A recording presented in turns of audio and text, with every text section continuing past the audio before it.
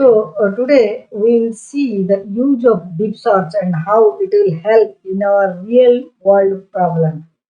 For example, let's say I wanted to make a query, okay, with deep search and without deep search. Okay, let me first give you a context. Nowadays, you will see in many LLM, like for example, your ChatGPT, Grok, you see a option deep search. So, using deep search, you can do or refine your result better, or you can get more information about your, question or the things you are asking to ChatGPT or Grok. So let's take an example here. So I have a query. Help me create a Salesforce query to find list of account created today and account name starts with TC. This time I will not enable deep search and ask. Let's see what it is written. So this time the query is running without deep search, so the response time may be faster. So you can see here, okay, so directly it has given the query here, select ID name created date from account where created date equal to today and name like Salesforce percentage, because in our question we are asking name starts with this. Then after there are explanation what used for what purpose and all these things. Okay, but this time you see first the query, then some bit of explanation. But if you make a deep search, it will not only take the help of LLM, it will also take the help of real-time web world. Okay, let's see.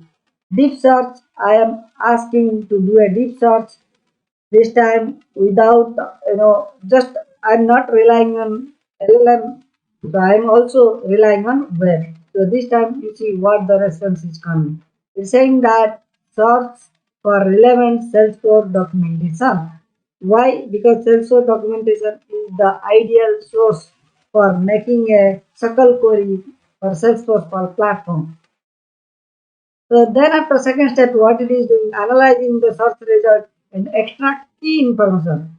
So key information means, so what kind of keywords, what kind of clause, what kind of fields it will try. And also you see the wildcard character percentage.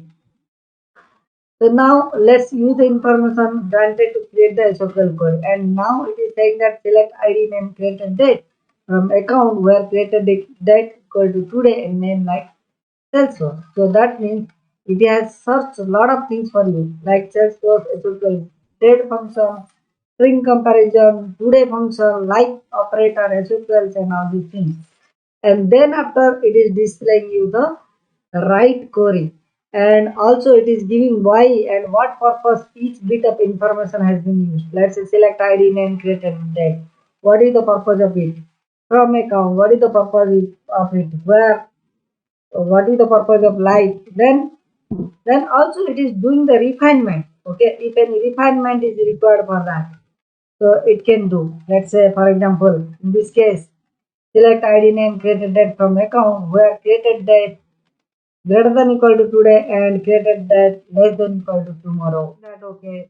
How other options could be applicable for this use case. And also it is providing you information where you can execute this query and test. Developer console, Apex code. If you use it in Apex code, how it will look like and all the things.